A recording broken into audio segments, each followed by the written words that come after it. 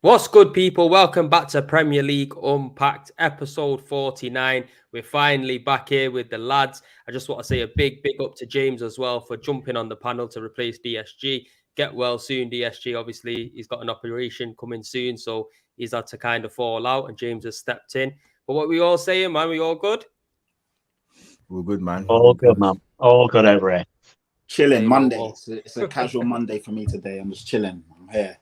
Just relaxing. Yeah. Well, look, make sure you smash a like on the video, people. Subscribe if you're new. I think we're about 6-7 away from 6K. So make sure you hit that button. It's free of charge. All the Mandem's channels are in the description below. So go and support their channels, subscribe to their channels as well, and keep an eye out for what they're doing over the transfer window and the start of the season.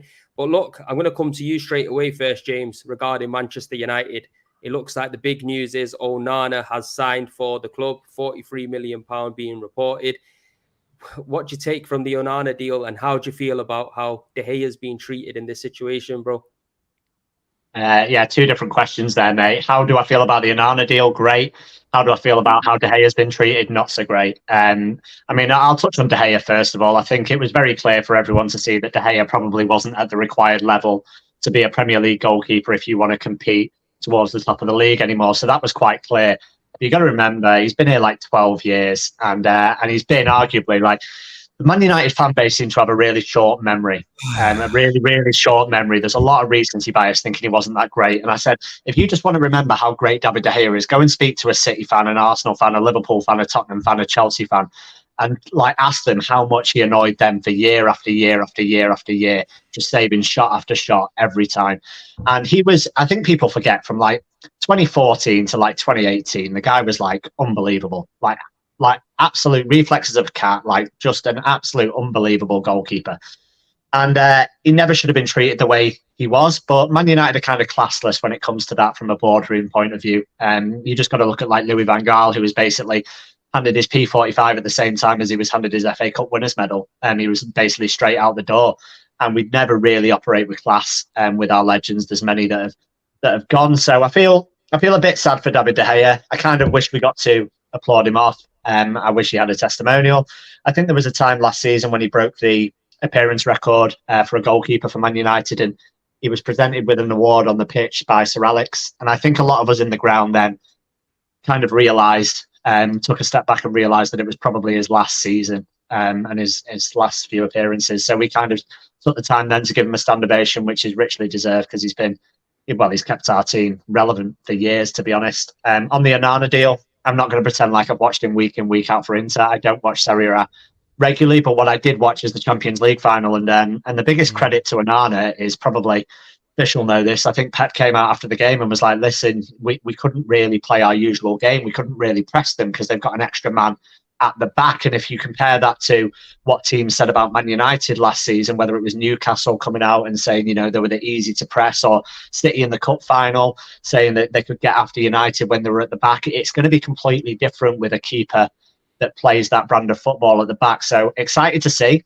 It's going to be a bit, it's going to get your heart rate up a little bit. I remember Fabian Barthez, like I'm old enough to remember him, and he was kind of a few heart-stopping moments. So it's going to be a bit of adjustment, but he looks good, man. And all your metrics on your saves, your crosses complete, like your crosses claimed, your distribution and stuff, he looks pretty good. And the deal's pretty good, 43 million, I think it was. That seems reasonable. So yeah, overall, I'm happy with it, man. To be fair, it's good that you've got him over the line for use as a club, because it looked like for 1 minute that he wasn't going to sign, and kind of De Gea's disappeared, and it would have been a bit of a slap in the face for United in that sense. But with Onana, are you worried about his rashness and stuff like that? Like you said, I don't think all of us have sat here and watched him week in, week out, but Arsenal have actually been linked to him quite a bit, and I have watched him, looked into him, and the one thing about him, he's good with his feet, but he is a little bit rash. And being in the Premier League and being rash, is that going to be a worry for you, or are you just looking to adopt this new style of play and just go with the flow? I think the main worry is the fan base are looking for a reason. Probably a lot of the fan base are looking for a reason to kind of hunt him straight away. So I think what's going to happen is he's going to make a mistake. All goalkeepers make mistakes, and especially if you play that way, I think Liverpool will know it through Alisson. He's made several mistakes this season, but it didn't really stop him from being the best keeper in the league. Like, because he contributes more to them going forward, than his mistakes are worth, basically. So yeah, he may make mistakes that cost him 3 or 4 goals a season, but he will start attacks that probably contribute to 10, 20 goals a season. So there's a net positive in that. And I think that's what United fans have to realise. Like, if you think Onana's going to come in and make no mistakes, then you're absolutely off your head. He's going to make a mistake in his first few games, probably fumble a ball, kick it to the opposition, whatever. And the crowd will probably get on his back, but you've just got to realise that you're doing it for the progression of the whole team. And Man United's problem over the last couple of years has been a lack of goals. We've had a goal difference of 0 the season before last, and we didn't have a great goal difference last season. So yes, we need to obviously keep the ball out of the net, but we need to work on getting the ball forward quicker and being more of a threat in the attacking phase. And I think he's going to help with that quite a bit. No, I hear that, to be fair. I'm not going to lie. I think it's a top signing. I don't know what everybody else thinks on the panel because, like I said, we've seen him quite a bit being Arsenal fans. And as soon as we're linked to someone, the first thing we're doing is just diving in and searching everything about them. But we're going to come to you, Bish, now, yeah. In regards to De Gea leaving the club, do you think that's going to be a big loss to the dressing room for United in regards to experience, knowing the club so well? He is a fantastic shot stopper. We know he has his moments or whatnot. Do you reckon it's going to be a big loss for United, or do you think they're moving in the right direction with going with the modern day keeper?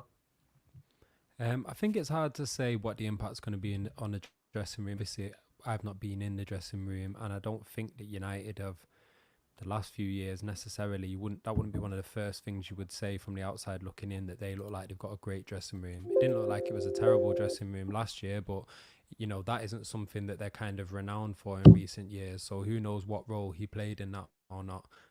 I think the thing for me with De Gea, and where I've got even kind of mixed feelings about having so much sympathy for him, is that he was earning a lot of money at United. And I know that sometimes that's a lazy trope with footballers, like, oh, they're making a lot of money or whatever. But, we talk about Alisson, Edison. I think some estimates suggest he was earning like almost £150,000 a week more than both of them, maybe more potentially. What was his final salary? 350 was it, or something ridiculous? Or was it not as much? Yeah, it was going to be 375 new contract renewal. So it was going to be, I think the second highest keeper in the league is Kepa on 175. So it was going to be over double the second highest keeper.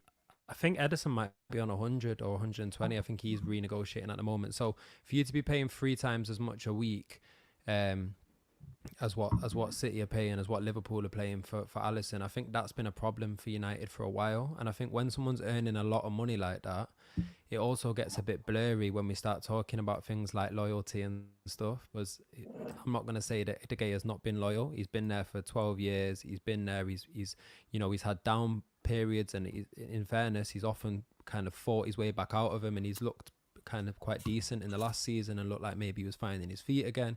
But it's easier to be loyal when you're one of the highest paid goalkeepers in the world. And there's probably been a lot of moments during that contract when United fans would have been quite happy to see the back of him and get that wage bill off the back. So I think really it's probably a net positive for United. And I don't think that from the dressing room side of things, like I say, that's still something that's being built anyway.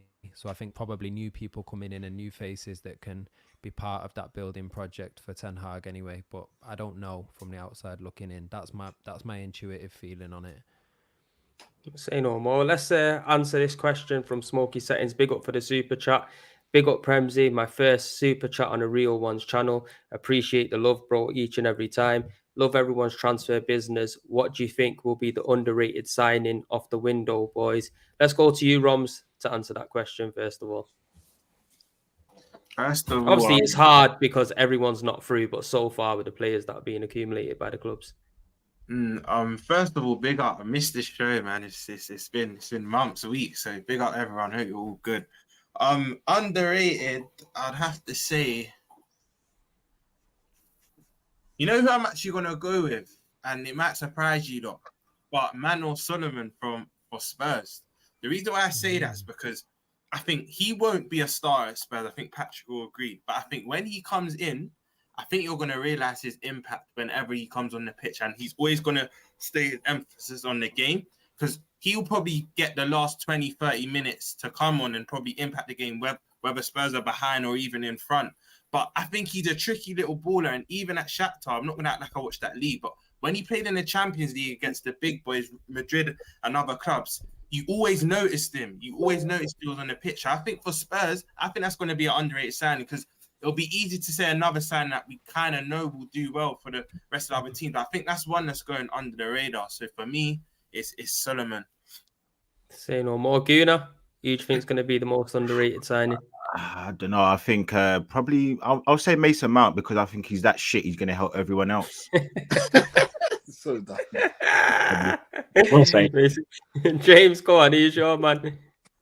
But I'm going to praise Arsenal a little bit, and he can't be underrated because of the price tag. But I think that Declan Rice has a huge impact on your team. I'm not one of these that doesn't rate him at all. I think he's fantastic. I think he's an absolutely fantastic footballer, and I'd kill to have him in my team. So yes, it's expensive price tag, but I think he has a massive impact. So he's up there. And then the other two, I would say they've not happened yet. But if they do happen, and I think they will, I think you're probably looking at a striker for Man United and a DM for Liverpool, because they are two spots that were critically missed, for both teams last season. Like Man United have missed a striker like a hole in the head. Like honestly, like Weghorst couldn't hit a barn door. Martial's bagging £1 million a month to literally sit in a physio room. Like we've got no striker, so a striker is going to impact our team massively. And then Fabinho looks lost, right? So like yes, Liverpool have done some good business so far, but if they don't sort out right back and DM, then I personally think they're in big trouble. So I think if Liverpool sign a good DM, like Lavia, for example, I think he's probably going to be the most underrated signing of the window because he'll have a massive effect on their team.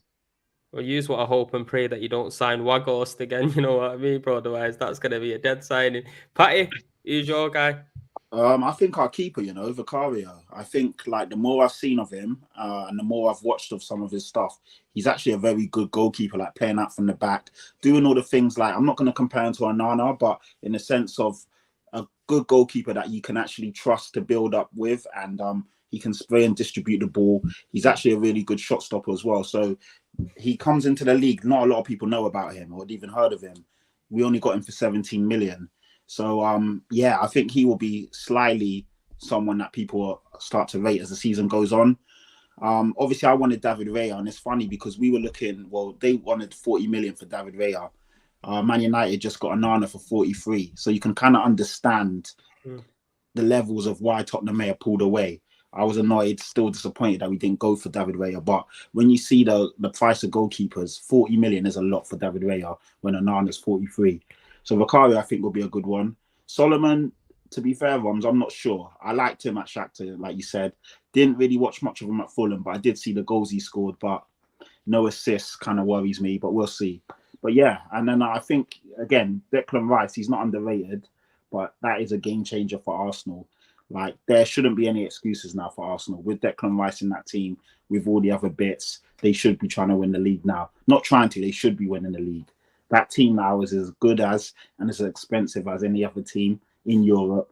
There isn't any excuses. You know what? I hear that. Bish, who's your guy? So I was just having a think while everyone was talking, and I think the underrated part is what makes it a bit tricky. Tonali, I'm interested to see at Newcastle, but I don't think we can really say that he's underrated. I think Kovacic at City, he's not someone that I was looking at, someone that was on my radar. I almost like kiss my teeth when I seen it come across my kind of ticker. But again, anytime Pep buys someone and we don't really understand why, it usually turns into something that none of us expect. But the one that I'm going to go for, I think, is James Milner to Brighton on a free. I think Brighton obviously were in a good position last year. They're going to be in Europe this year, and they're going to be, hopefully competing at that end of the table again, got a top manager. And I think to bring someone into that dressing room that's a winner, won so much at City and Liverpool and got so much experience, and I think has still got some legs in him. I don't know, Roms will be able to tell us better whether he thinks he's over the hill or whether he's still got anything left in him. But I think he might come in and offer something. I think he might be able to come in and offer something to Brighton. Not necessarily what he offered to Liverpool when it was covering 50 kilometres a game or something, but I think he might be able to bring something that they've not had so far, like what a bit of the Zinchenko effect and Jesus effect that they had at Arsenal, but a version of that maybe. I think he might be able to bring in some kind of winning experience into that Brighton dressing room. So it'll be interesting to see. Say no more. You know what? The guy I'm going for, I think it's going to be James Maddison. I know he's a Tottenham guy, but I don't think there's a lot of hype around him. I think he's a top quality player, can shoot with both feet, good delivery on corners. Great signing. Great set piece taker, pitched in with the goals. And if a Harry Kane does stay, I guarantee you he'll be benefiting from the likes of James Maddison just behind him. And I think that's what Tottenham's missed for a while. Somebody to kind of replace Christian Eriksen and play that role rather than having a Bentancur and a Højbjerg and a Winks, whoever it might be in there. I think he'll come in and he'll do a fantastic job. I think it got a little bit dull at Leicester towards the back end of his career there because as a whole, the whole squad wasn't really in a good place. But yet when he was playing, you're still seeing greatness from James Maddison, in my opinion. So I think he's going to be the most underrated player. Obviously, we're talking overrated or people that expect to do well. There's other players to maybe pick from. But for underrated, I'll have to say James Maddison. But yeah, big up for your super chat. I think he is, I don't think there's been too much talk about him. Personally, I said I'd rather have him than Havertz at Arsenal. People were saying, no, this, that, and the other. 40 million is a bargain. Fair play to Tottenham. Mason Mount as well, Bish. Yeah. I said United would have probably benefited from Maddison more than a Mason Mount, but people were sniggering at that as well. So I think he is underrated, man. Yeah, fair play. Good choice. I think he is underrated. But look, let's just stick with you for a second, James, because I just want to finish up on the United talk. Do you feel like the striker coming in now and say another centre-back if Maguire leaves, do you reckon that's all United need to now push on and potentially go and challenge for a title? Probably not this season, mate, if I'm brutally honest. I think if I look at the window so far and look at the teams in the Premier League, I think first and second are kind of in a league of their own at the moment. I think Arsenal and City are quite far ahead of the other teams. If I'm brutally honest, I do, especially after the window that Arsenal have had. City kind of worries me a little bit because obviously if they lose Gundogan, lose Silva, lose Mahrez, lose Walker, lose Laporte, and only bring in Kovacic so far, you're kind of like, oh, well, they're significantly weaker. Gundogan and Silva came up clutch for them over and over again at points when they needed them last season. Kyle Walker is important in covering, like, in the system that they play. So they could get weaker. However, I do think they're so far ahead of other teams in the league that they can afford to fall a bit and they'll still be ahead of us. So I think the best United do this season, even with a decent window, unless they sign Harry Kane, I think the best they do is like third. I really do. However, Erik ten Hag is slowly fixing this team. You've got to look at the spine of the team, and you look at the spine now. You've got Onana in net, who is a highly touted goalkeeper. You've got Martinez and Varane. So you've got 2 World Cup winners at the back. You've got Casemiro in the middle, who's got 5 Champions Leagues. And then if you sign a striker, you've got a really good spine there to build around. And then you've got experience around in the likes of Bruno, in the likes of Luke Shaw. You've got Marcus Rashford's just signed a 5-year deal, so he's going to be around, and he got 30 goals and assists, or 30 goals last season, and he's sticking around. So it's positive going forward for United. I think a lot of the fan base are just like, they're just crying at the moment because they think, oh, we're so slow to do everything, we overpay. But you kind of can't win with the fan base, because if we'd have gone and signed Onana early on like everyone wanted to, and we'd have paid a little bit more, like 5-10 million more, then you've got the same people that were saying Mason Mount was too much money that have said, oh, United always pay too much. They just go in and they pay whatever's asked. And then when they actually wait and negotiate and save 5-10 million pound, everyone just comes out and says, oh yeah, but they've wasted time. He should have been, he'd have been bedded in earlier. He'd been on the plane and all this. So I kind of think they can't win because they've done such bad transfer business in the past, over the past few years under Ed Woodward, that I kind of think that anything that Arnold and Murta do now kind of just doesn't get any credit anyway. Like, yes, we have overpaid on people like Anthony, but then you have got to look at money well spent in certain areas. Like Casemiro was a game changer for us. I know it was quite a bit of money, but Casemiro and Martinez were both game changers for us. When we didn't have any money in the January window, obviously it didn't work out, but we brought in 2 loan players that had pedigree as well. So I think they are doing stuff. I think they're on the right track, but to say that we're title challengers with a couple more signings, I don't buy that just yet. Say no more. It looks like you're a little bit more level-headed than most United fans that I speak to, bro. So you know that, man. You can't talk about level-headed with the way your fan channels are going around, mate. You can't talk about level-headed at all. Have you still not recovered from that note on your car, fam? I've not recovered from that music video that you're part of singing down at the Emirates, mate. Not recovered from that yet. Don't worry about notes on my car. Worry about stop, collaborate, and listen. Rice is faster. Worry about that, mate. That's what you need to be worried about. 11 million views in a day. Like you said, you would give anything to have Declan Rice in your team. So allow him, man, and let man apart be from happy. Apart from that, You know what I'm saying? But look, Guna, I'm going to come to you now. I was going to touch on Arsenal because there's big news that Thomas Partey has agreed terms with an unnamed Saudi club. For me, it'd be a disaster if he left the club, especially at this kind of time. Where do you stand on this whole Thomas Partey situation? I think I've made peace with it. I knew maybe about 10 days ago. Yeah, it's done. I know he's going. You know, to be fair, we both know someone. I'll tell you off a screen, but so we both know somebody who's also confirmed that he's going as well, and I trust him quite. But yeah, he's gone, and I just think that there's someone else going to come in. I don't see Arteta being stupid enough to not make a signing. You know, he knows that we needed legs in there last season, so why would he do the same thing? It just makes no sense. But we'll see. I'm not going to back down. I think he was at the time playing the best DM last season. I do think he was. I'm not going to say the last 8-9 games that he wasn't, because ultimately Casemiro was on the beach for half of the season, so I'm not going to put him in there. And I think Rodri, he was fantastic throughout the season. Yeah, he was fantastic. But at the start of the season, I'm not going to say he was playing poor, but Man City were playing poor. So at times. So yeah, like I think Partey is an excellent player, and yeah, it makes no sense to me. But listen, like I don't see us not getting another 6 or 8 to come in there and provide some more legs and quality, because yeah, I just don't see Arteta not doing that. But we'll see. Listen, he bought Havertz. He's hopefully got a game plan for him. So yeah, I kind of don't know everything. What I will say is, if this was Ten Hag, I would be very worried. But Arteta, he's getting more right than wrong. So I'll leave it. I'll probably leave it there. Who would you want to see coming in if he does go? Caicedo's the one for me, man.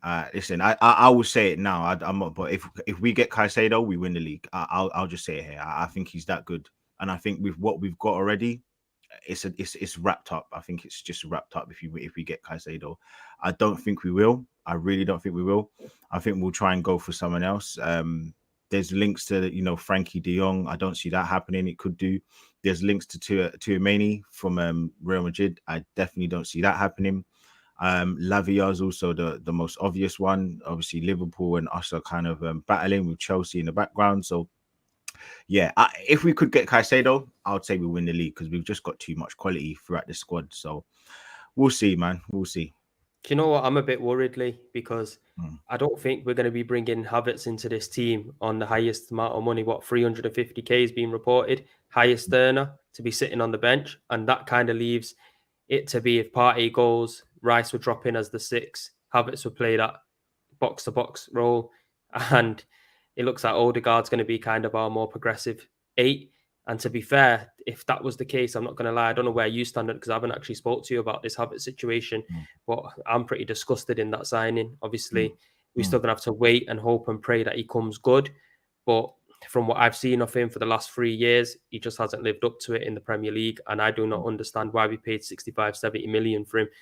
If we was not to bring anybody else in midfield, and we would sort of have the likes of Jorginho, El Nene, Rice, Havertz, Odegaard, potentially Emil Smith-Rowe dropping into midfield, are we too light? Is there not enough quality there? Yeah, I think you're right. If we go into the season like how we are now, I think we regress, we go backwards. Unless obviously if we kept Partey, I still think we've got a good chance. But yeah, I think we go backwards if we get rid of him and don't replace him, because you're right. Ultimately, we're not going to be the team that we want to be. You know, I think we did catch teams by surprise last season, so that element's gone. And I think what we need now is something different. I agree, the Havertz thing, I don't get it. I really don't get it. I'm not too sure what he's doing. And listen, shout out to Vic. I'm gonna be one of the guys to keep saying it now, man. I think Jesus, he's leaving a lot to be desired. I know it was the first game that we played against Nuremberg. Easy slotting home chances. He just missed it. Like it's frustrating because he's got such quality, but we can't have 2 youngsters who are 21 and 22, I believe, respectively, getting us 25 goals. It's not going to happen. It isn't going to happen. And Jesus can't be that guy we can't rely on him to get 11, 12 goals. I know he missed 4 months of the season last season, and what he does bring is so many other parts, but yeah, listen, man, from what I saw at the end of last season and what I saw even at the start when he was playing fantastically well, we played Leicester at the start of the season. I think it was the second game at home, 1-4-2. He should have scored 6 goals that game. and he just makes it so difficult to score such easy chances. If we had, funny enough, a Harry Kane or someone like that who's just a shooter, then I think things would look a bit better. I don't like the look of Balogun. I think he's another one like just he's a microwave kind of player. Just looks good in the microwave, really quick, but easily disposable. I think Nketiah, again, flatters to deceive. I bigged him up, but I'm also not going to be foolish to say that he's not good enough. But I was just saying, give him a chance at that time when we spoke about it last season. So, yeah, listen, I think, do you know what? Shout out to Vic. No, you were sounding like you was riding Eddie's back. No. That's what it sounded like. I remember that conversation very clearly. I was saying, give him a chance, and you was on his back before he even played. That was what we spoke about, and then he scored with those goals. Remember? Yeah. So. Listen, man. For me, look, you gotta put the pressure. You gotta crank the pressure listen, man, up to see results. I hear it. Listen, where I look at it is, as I said, is more so like I'm actually the Havertz thing has worried me, but I'm more worried about the strike force. That if I'm that number 9 role is something which I'm quite worried about. You know what, Lee? I'm with you because I feel like there's reports Arsenal want to go out there and get a right-sided player, another winger to cover for Saka. But I think Jesus could easily just fill in that role and be that kind of cover for him, and we can go in. And I want someone big. I've been screaming it for ages. I want a Mitrovic, somebody like that, somebody that can come in and bully defenses. But hopefully we'll see what happens with that. But Roms, touching on one second. Is that all we're going?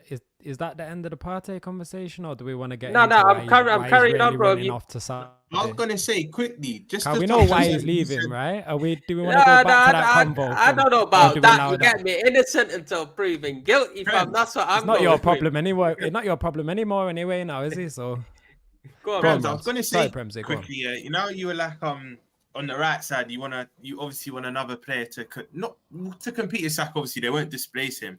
You not happy with Reece Nelson? Do you kind of wash your hands with him, or you think no. Listen, I think these players they come in and do a job, but to win the league, you do need a strong 12, 13, 14 players. And those players like Reece Nelson can come in and do and add a little bit of variety, but they're not the guys that you need to bank on. And that was my issue last season. I'm like, hold on a second, why are all these Arsenal fans getting onto the likes of Nketiah, getting onto the likes of getting onto the likes of Fabio Vieira and all these guys? Look at the minutes they're playing. When you look at it, everyone on this panel will probably say the same thing. The players who let us down were the first teamers. And I'm going to include Saka in that. I'm going to include Ramsdale in that. I'm going to include Zinchenko in that. I'm going to include Partey in that. I'm going to include Xhaka in that. So when we come down to it, let's not start talking about the Reece Nelsons and the Fabio Vieiras and all those players. Let's talk about the players who we bigged up every single, even hurt Patrick because he had to say, you know what, fair play, because some of our players were playing well. And then those are the same players that let us down. So I'm not going to sit here and say that they don't deserve praise because they do. But I'm also going to say, look, hold on a second. You guys can't keep faltering your line. Saka can't have 80% of the season bang on form. And then at the end of the season, it's because he's 21, 22 now. We can't keep doing that because we'll just keep doing it. He's only 25. That's the same thing Rashford gets. And I hate it because you can't keep doing that. You can't keep moving the goalposts. You either give me flowers or you say, look, you have to step up. The guy's on 200k a week now, plus whatever it is, bonuses, taking him up to 300k. Now, I'm not saying because he's earning all that money, he has to deliver, but we have to start putting expectations on a man who's earning a lot. Hence, that otherwise, what's the point? So, go on, Rob. I'm happy you said the whole striker thing because I've been not specific to you and Prens, but I've been saying Arsenal. You look to some fans, you need another striker. And there's this notion that you don't, and they try and compare it to us. That Firmino wasn't banging all these goals, but you had a Sadio Mane and a Mo Salah. But I said difference is they were older, they were more experienced. Let's be honest here, Saka, Martinelli, they've overridden expectations. They've been quality because they set such a high standard at a young age. People were thinking they can do what seasoned wingers have done, and the things with the Salah and Mane's, they had seasons under their belts at other teams, at other leagues. They were more experienced. And I've been saying, I still think, not necessarily a striker to come in and start over Jesus, but one that's just a bit worse than him or that can at least compete with him. I think you're spot on with that striker thing because this notion that them two can continue to get in these goals, which they possibly can, it's unfair on them. For me, it's still unfair on them and shouldn't have to be relying on them two to fire you to the league. you know when just going back to the Reece Nelson thing, Roms? My opinion on it is I don't think we're washing our hands off Reece Nelson. I think I'm happy he's got a new contract. Every time he's been called upon to the squad, he's shone, and you could probably arguably say he's probably been one of the only players who's had an opportunity come in and taken it with both hands. So I'm happy with what Reece Nelson's done.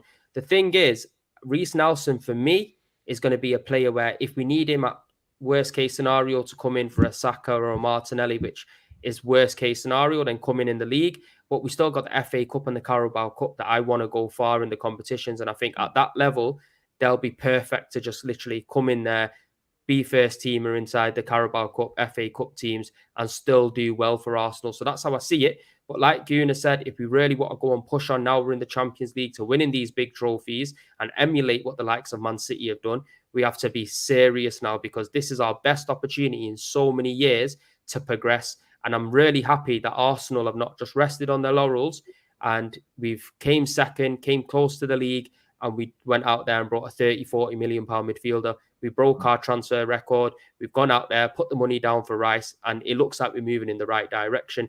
I just want to see more of it. You might call me greedy, but I'm greedy. You get me, bro? I want it all. I think the last thing I'll say as well, look, I'm sure people can talk about, obviously, this situation with Partey off the field. But if we want to do that, there's another man on this team, on this panel, sir, and his team have a lot to answer for. And I'll probably say about 115 things. So, I mean, we can go tit for tat all day, man. I'll say that. You know, look, listen. I thought he was speaking to you, James. I thought he was speaking about Mason. I didn't know where that was going. I would say, sir, this is a Premier League unpacked, but it might have to be Championship unpacked for certain teams. Anyway. Oh shit, Yeah, Lee's coming out, but we're going to talk on City. Me and you can do a whole episode. I don't know, man. I don't know. I listen. Put that. You know me. They say, you know what? I always deliver the message. Don't shoot the messenger, bro. I don't know, man. But look. We'll dive onto City in just a moment. But I want to come to Tottenham first, Patrick. Obviously, Harry Kane. I bet you're tired of all this speculation around Harry Kane leaving. Is he going to stay or whatnot? But it looks like personal terms allegedly have been agreed with Bayern Munich, and Bayern Munich look quite confident in getting his signature. Do you reckon there's truth in that? Do you reckon that will happen this season? Because if he does go and you are going to get money for him, now's probably the time to do so. Yeah, I mean, in terms of talking to Bayern Munich and agreeing personal terms, I don't see that probably has happened. It's not difficult to have a conversation and put the testers out and feelers out. How much would it take, for us to make you happy? What kind of wage are you on? Can we better it? All of that. That's not difficult. But obviously the difficult thing is actually agreeing a transfer fee with the selling club and then matching that fee. And it's a sticky one because obviously Kane with 1 year left on his contract, technically people say, he shouldn't go for that much. He's only got 1 year left in the summer. So in January, he can agree a fee with our foreign clubs. And obviously in the summer next year, he goes for free. But the difference is Harry Kane is like a one of a kind. He's, if not the best or the second best striker in the world. And what he offers you, not many players in world football can do that. So you're talking about an elite player. So when Bayern Munich are coming with some meaty bid of 60 or 70 million, and you're seeing Mason Mount go for 60, Kai Havertz go for 65, that tells you all you need to know about what they're offering. Even if it's a year, 2 years, Harry Kane's one of the best strikers in the world, and pretty much everyone, bar Bish, would love to have him in their team. That's how good he is. So, there's that. Obviously, you've got to negotiate with Daniel Levy. For me, if I'll be honest, I'm not fussed either way. If it happens, it happens. If it doesn't, it doesn't. I don't believe he's going to go this summer because I don't think anyone's going to put the 100 million up, which is going to take to prize him away. I understand why, and I also don't understand it, but it just depends. I've been going back and forth on Twitter. Obviously, everyone's got an opinion on there, and I've been saying my piece. But I just think that if a club is that serious and they want Harry Kane now, you pay the 100 million because you stop other teams obviously talking, negotiating, and going for him. Because the theory is, why pay that now when you can get him for free next summer? But the point is, next summer, you're going to have every club after him. Every club would obviously take him on a free and pay the wages. So if you're that serious about Kane and you need a top elite striker, you pay the money now, and obviously you strengthen your team and you weaken everyone else. But I don't think anyone's going to put the 100 million up. So I think he stays for at least a year and then we just move forward. But yeah, Femsy, going back to your question, Of course, I'm tired of it. I'm bored of it. I wish Harry Kane would just say what he wants to do either way. I understand why he's not, but I just think he's a bit of a coward, and it's just boring and it's jarring. And it just means that Tottenham as a team can't move forward because we just got this cloud hanging over us. And at every press conference, regardless of what happens, Ange Postecoglou, new manager, new system, new team, new league, all he's going to hear is Harry Kane this, Harry Kane that. If Harry Kane has a bad game, well, what happened with Harry Kane? If Harry Kane's, it's just going to be Kane, Kane, Kane, Kane, Kane. And it's a bit, it's just not good for the club. But, it all leans on Daniel Levy. Daniel Levy is the reason why we're in this situation. Daniel Levy, he's fucked us so many times over and over. And ultimately, the reason why Harry Kane does want to leave is because Daniel Levy hasn't built the club around him like he said he would. It didn't strengthen in time. Obviously, mismatch after mismatch of manager. And we are where we are now. So there's a lot of issues. Ultimately, for me, there's a lot of fans that are turning on Harry Kane. I'm not turning on Harry Kane. I never begrudge someone that wants to move on to progress their career. Outside of football, if you take a look at it as a normal person, if you have a better job opportunity, chance to make more money, and obviously a chance to be around better players or, Whoa. Sorry, I'm sorry. What's going on? You will never get upset at Harry Kane. You don't begrudge somebody for going on to better things, but you're upset with Poch, who left to go to a better club than Spurs.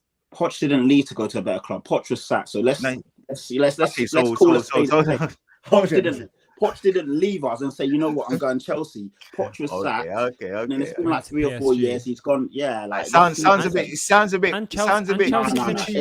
finished lower than Tottenham last year. It's not the same thing. Chelsea finished lower than Tottenham last year. Yeah, and but we know who the bigger club. We know who the bigger club is. But anyway, listen. I don't know. It sounded a bit picky choosy. It sounded a bit picky choosy there. Like certain clubs.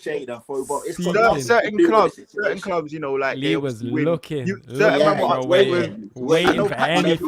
You were upset with his comments, He just got impatient and just you said that Chelsea they've been the biggest club in the last 15 years, and you didn't like all of that stuff, but that's a fact, right? And but how do you feel about that? Him saying they're a bigger club than Arsenal? Listen, I don't care. It's not my club. I don't give a shit about them. I'm talking about the man. He's saying they're a bigger club than you. He's saying they're a bigger club than your club. Listen. Have at it, my guy. Cool, no problem. But where we come down to it, he said they're a bigger club than Arsenal. No, I didn't. You heard it here first, guys. Click it up. Instagram. My thing is YouTube. Lee said Chelsea are a bigger club than Arsenal.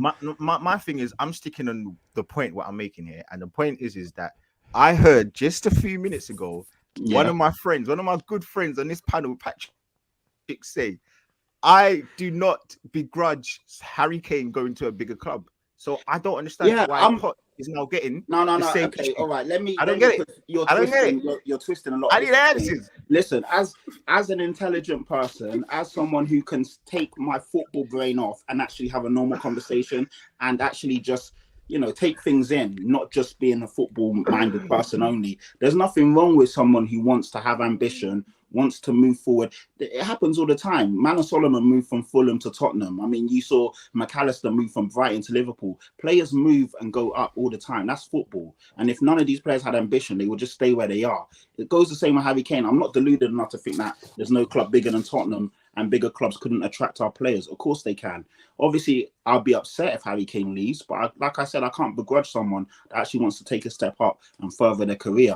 Obviously, if Tottenham would have had their stuff in order, as in Daniel Levy, we might not have had this conversation because Kane would have been around better players. He would have had a manager that actually has a system and identity, someone that wanted to be a better fit, yada, yada, yada. You guys know what I'm saying. But obviously, the reason why I'm frustrated and annoyed is because I would just rather Harry Kane just come out and be a man. If you want to leave, just say you want to leave. We can get a fee and we can move on. All of this hiding and Harry Kane doesn't want to upset the Tottenham fan base and he doesn't want to do this and he doesn't, you're not doing this, you're not doing that. You're just playing the mid. You're just being you're just sitting on the fence and just being a coward, essentially. But with that being said, if sorry to cut you, bro, but I just wanted to ask you a hypothetical. Let's say he comes out and he just be honest and he says, look, I'm only looking to move to someone in the Premiership because I'm still after the Premier League goal scoring record. And Tottenham have got this figure. Currently, no one's matching it, but if they do match it, I'm going to go. And then no one matches it, and now the season starts and he's still at Tottenham. is that not going to be a worse situation than no one really knows what's happening all summer? I don't think so, because then September comes and he's like, I'm staying, I'm down. Yeah, but I think, Bish, I think every Spurs fan would understand it. And, I think every Spurs fan would say, you know what, fair play. Like, you've come out and said what you want to do. We know exactly where we stand. Yes, you wanted to move to a better club if the bid came in, but no one come in and matched it. And then obviously in January, in the summer, he can go wherever he wants, because ultimately that's how we all feel. And we feel that's what's happening. But it's just this hoo-ha and this negative cloud and everyone wanted to talk about it. At least if he comes out and says that, it stops all the media rubbish as well. We can all just focus on what we need to do. So I understand, Bish, that realistically that will never happen because it just kind of limits his options. But also at the same time, if everyone and their mum knows that's what's really happening, it kind of just address it. Do you know what I mean? Because players are so quick players do it all the time. Players come out and say, you know what, I'm looking for a new challenge. I want to leave, or if something comes, it happens all the time. But realistically, Harry Kane messed up 2 years ago with the Man City saga and the way he handled it. And I know now he doesn't want to rock the apple cart again, but it's just been poorly managed from both sides, in my opinion. Harry Kane's not faultless in this as well.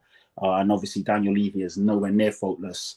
So I understand it from both sides, but I just think as a fan, I'm just getting frustrated now. And it's just jarring and it's boring. And it's literally all we're going to hear about. And there's so much. You know what, Patty? Sorry to interrupt there. I think Postecoglou, he's held a good account of himself as a Tottenham manager. I'm not going to lie. I think looking at his interviews, the way he's handled the situation is being top tier. And I got a sneaky feeling he's going to be a good manager for you. I think, there is a rebuild to have there, but everything that he's saying seems to be in the right direction of probably where Tottenham want to be. And obviously, I know me and you've been talking about Harry Kane going to Man United. I just wanted to get James's opinion quickly on this and see where he stands. I have a feeling that Harry Kane will stay at Tottenham. I think Daniel Levy wants 100 million for him, and I don't think anyone's going to match that and pay that for a year left on his contract. If they give 80 million, I still see Levy not taking it. I think personally that he will run his contract out, get close to that record, and then move to United on a free. Something a bit similar to Robin van Persie, even though the United did pay for him, but I could just see it kind of being one of them situations. What's your take on that, James? Do you reckon he will go to United, or he just wants to stay in London? Interesting one. Listen, if what Pat said is remotely true and that 100 million prizes him away, if I was in charge of Man United, I'd slap the money on the desk tomorrow. I'd smash the money on the desk. Like, no brainer. Absolutely no brainer. Before anything else, before any other business was done, there's 100 M's. See you later. Guy's world class. I actually I know Bish will disagree. I think he's the best striker in the world. I really do. And I think he suits Man United's team better than any other striker in the world as well, in terms of like what we need and what he can contribute. I think he's a fantastic footballer, and I'd literally snap your hand off for Harry Kane. It was an interesting one with the Bayern Munich chairman's or vice chairman's comments, because I kind of, ever the optimist and wanting to believe that he's coming to us, I kind of read into it a little bit differently, because he basically came out and said, listen, Harry's made up his mind.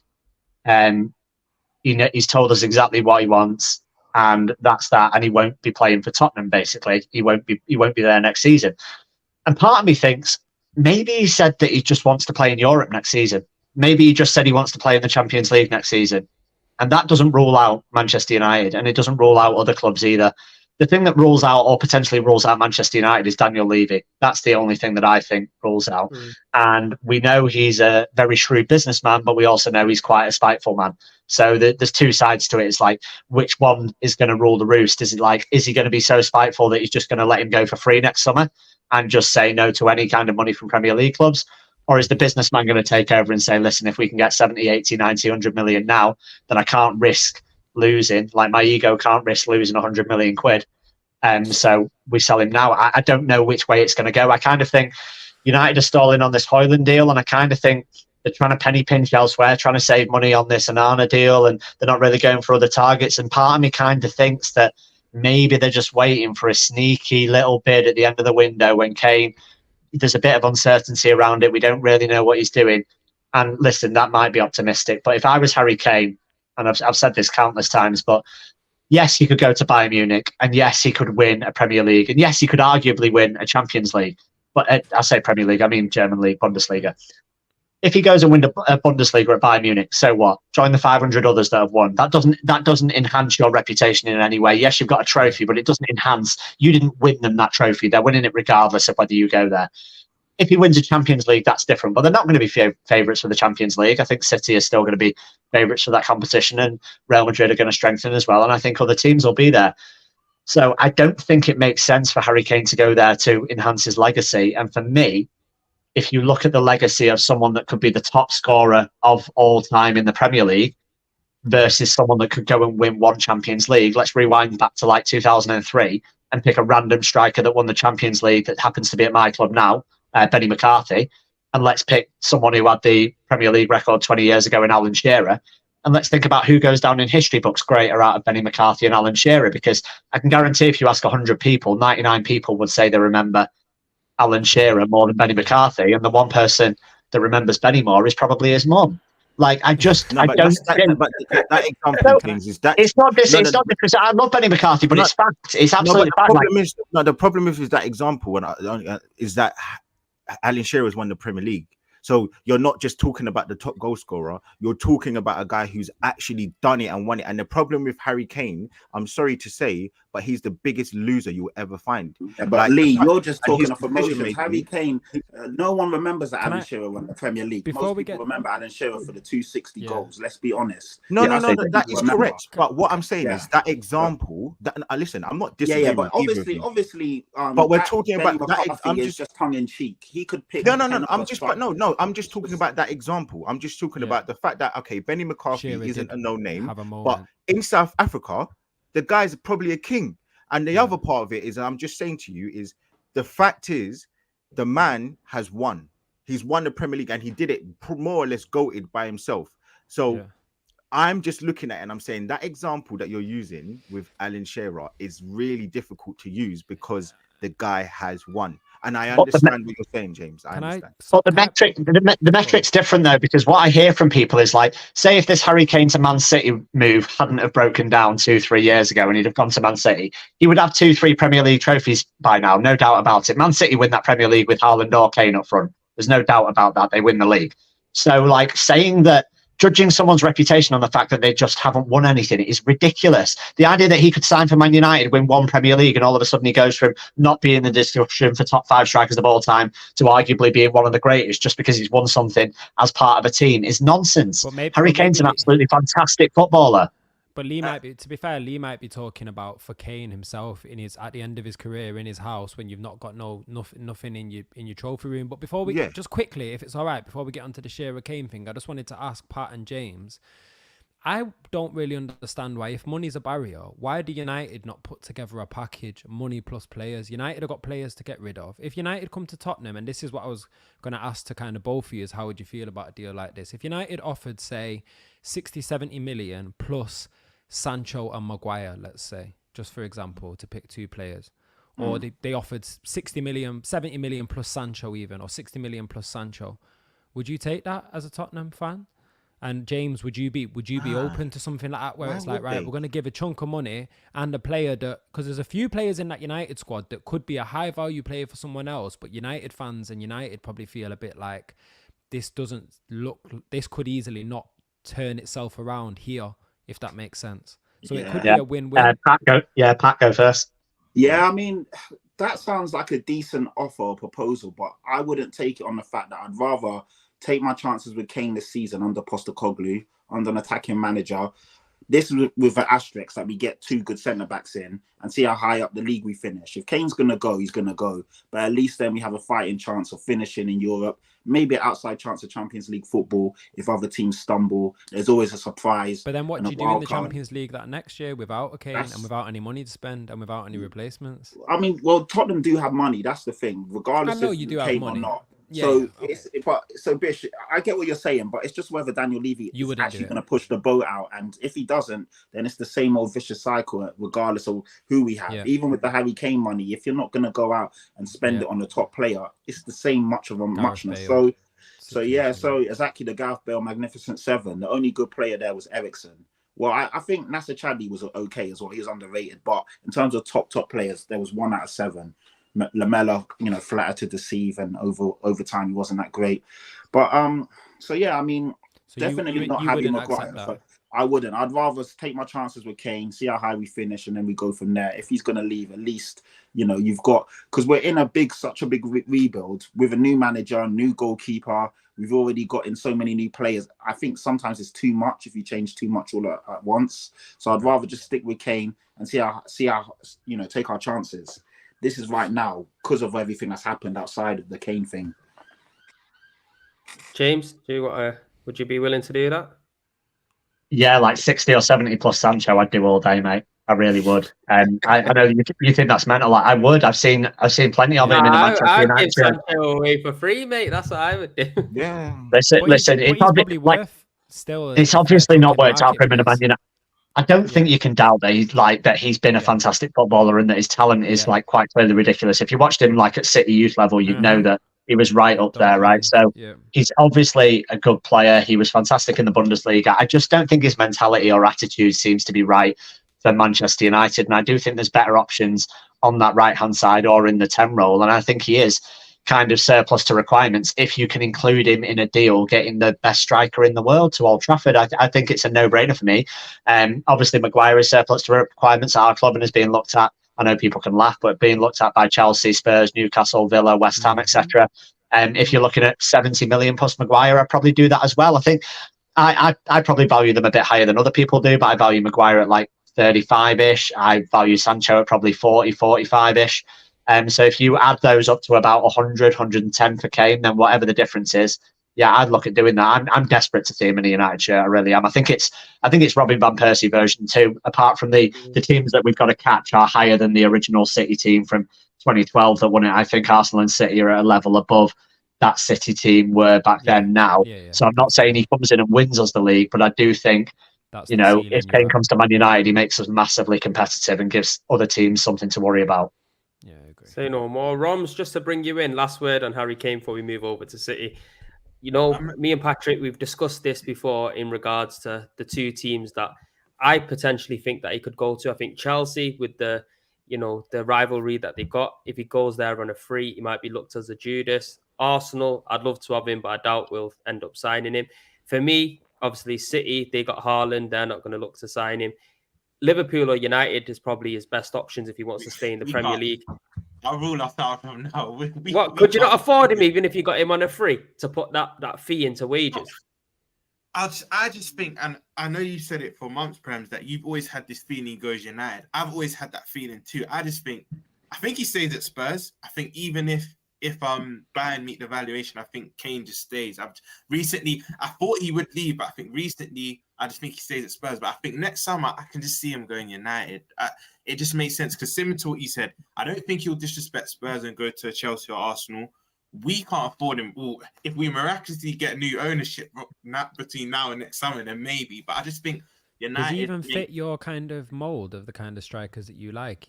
Don't you usually like guys? I mean, I know Firmino, he's maybe a bit.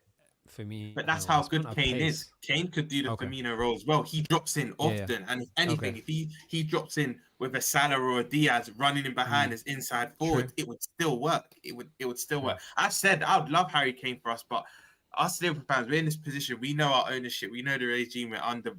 It's like you think of a player that's world class. Oh, he's going to cost this much. Then you just get brought back down to earth. That's how it is as a Liverpool fan.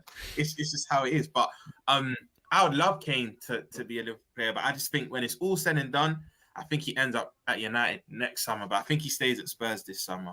I think you need to give Liverpool a little bit of credit because a lot of Liverpool fans say they don't spend money, but you spend some money, man. Don't get it twisted, you know. I was just thinking, surely you could have just Diaz money and bought Kane. No, we did. The thing is, Diaz, Nunez. Sorry, I meant Nunez. Yeah. We do spend money, but it's never really like just on a world class player. It's normally. What did you say? What did you say? Oh, vicious throwing bombs, boy. Jesus. I thought you were gonna say when we do spend money, it's on shit players because you get all the good players on the cheap, and then you always ball out on some dead food like Nunez. We always pay for players that are just under that world class that have the potential to be, but they're never ready made. I would say in my time, the only player we have in the last 5 years is Thiago. And the only reason why that happened because it was feasible. We got him on let's say a cheap 30 million in this modern market. It's very cheap. The one before that, you have to go all the way back to probably Ian Rush days. You're going in the 80s. We never really buy that podcast caliber player. But this time, my Prems, I agree with you. Szoboszlai, McAllister, I'm over the moon at the moment. Obviously, it's not done. There's 6 weeks left. We still need to get, especially if I don't know if we're going to touch on Fabinho and Hendo, but especially if both of them do go, which looks very likely. A Thuram and a Lavia, for me, that's too inexperienced. I rate them both highly, but we need someone to come with experience. Maybe a Amrabat or a Paulina, even though Fulham are being stubborn at the moment, and they deserve to be. He's got 4 years left. He's only been there a year. They can put whatever valuation they want on him to scare clubs off. But I think we need to bring in like an Amrabat. I know United are strongly linked to him as well, but he's very experienced. Me personally, we're also looking at someone called Florentino Luis, which I've only seen in the Champions League at the moment, but he does look good. But a Thuram and a Lavia, why I'm a bit worried right now as a Liverpool fan, yes, we're spending money, but there's a very big imbalance with our squad right now because let's be honest, we're signing players, but they're not. Then they need to have time to gel, and they're forward thinking. We haven't signed a player that's defensive minded. So Szoboszlai and McAllister, they're forward thinking. They're not going to do the dirty, but then to be fair, they do both have good endings, but we need that.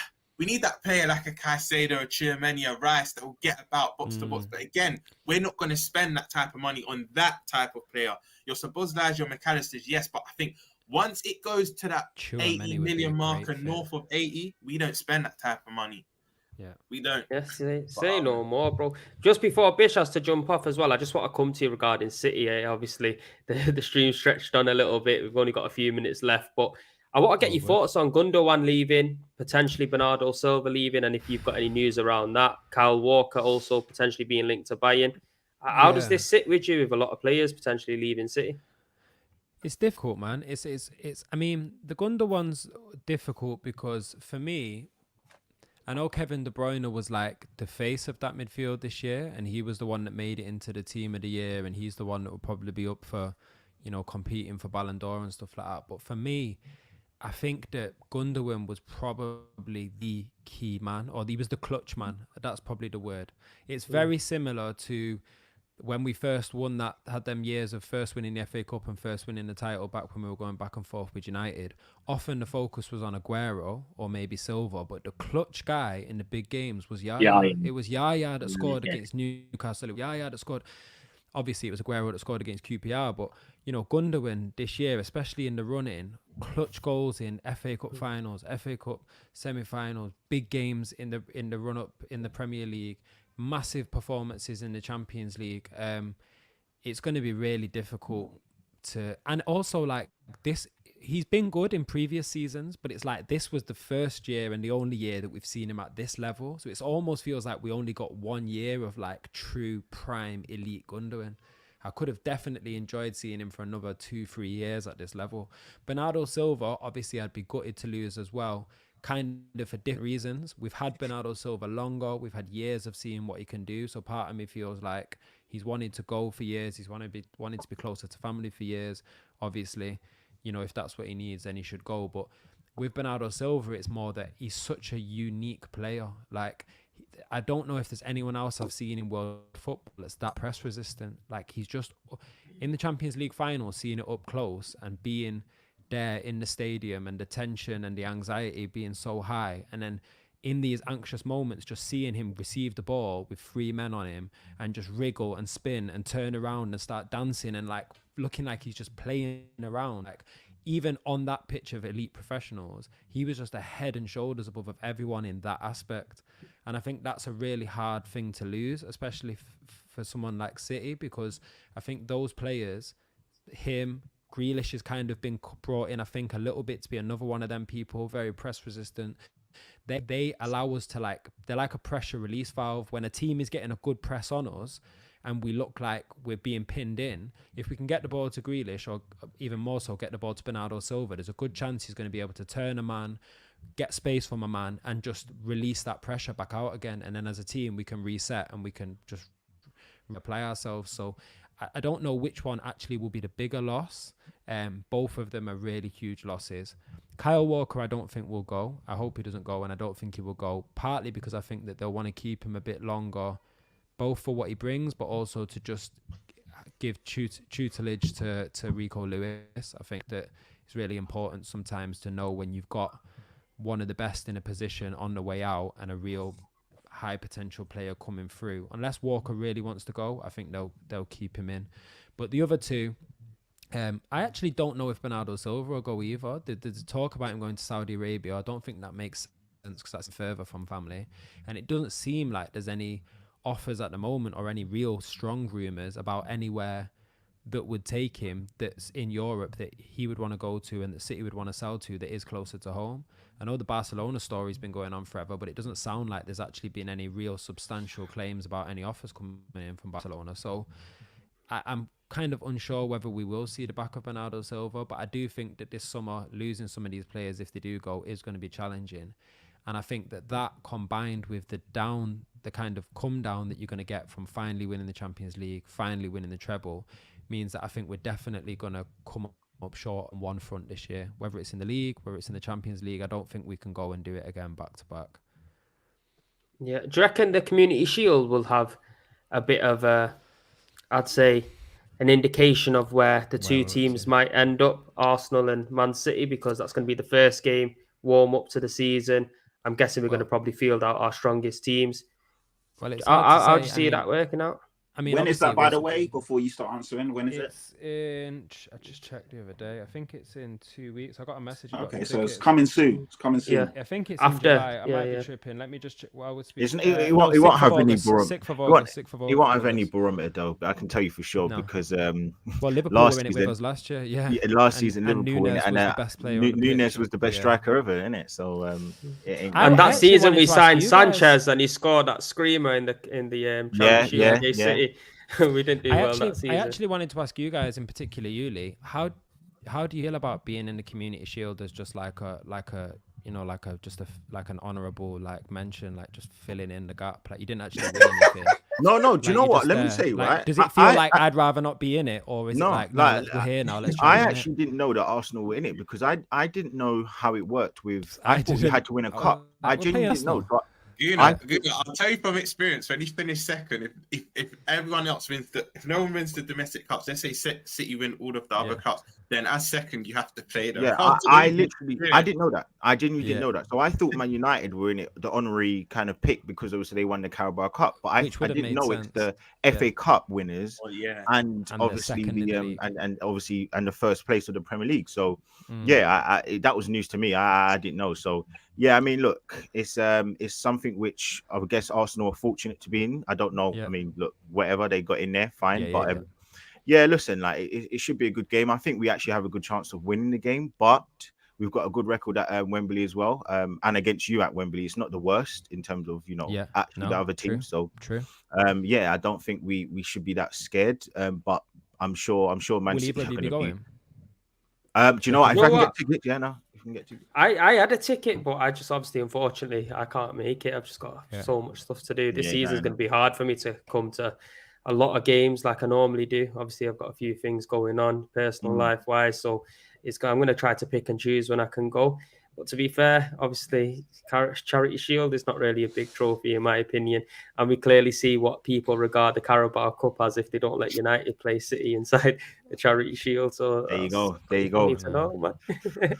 But look, people, we have come to the end of the show today. I just want to say a massive thank you to the panel. Again, James, thank you very much for stepping in. It's good to be back, and we will be back every week now again, people. Look, make sure you smash a like on the video. It is massively important to help grow the channel. Subscribe if you're new. We're a few away from 6K, so please make sure that is done. And also go and check out the Mandem's channels in the link below in the description. Go check it out. Give them a subscribe. Content will be coming up. And as well, if you're into fitness and gym, make sure you go and check James out because the guy's in there 24/7. He's got an OnlyFans, as he was saying earlier. So make sure you go and check that out as well, people. No. Francis shit. Don't worry about it. Search him up on Pornhub. Honestly, You can tell an Arsenal fan when they chat shit, can't you? Fucking hell, Jesus. No, basically, I said my Instagram is basically topless pics. So my Instagram That's how is I hear it. basically That's how an I hear it. OnlyFans. You know what I mean? Apparently, I see you in the gym more than me, so don't you say anything. You're in the gym more than me, lad. I don't know. In your little gym room, don't you start. You're always there. The comments gone, but someone said that James's pictures right next to Lena Poole and Jason Love, bro. No, bro. Lord. I don't know. I don't know. Mercy. They said, James quick too. I don't know. Bro, Adam 22 vibes in that. Yo, so Oh, listen, God. you man them, enjoy it. If I speak, nah. If I speak. Family. Yo, I tell you, sometimes nowadays you gotta be careful what you say. That's I why I know. keep my mouth To be closed fair, most of the time. Trust me. But look, Big up people, everyone that's locked it in, for man. us. Peace and love, and we'll see you next week. Yeah. Love.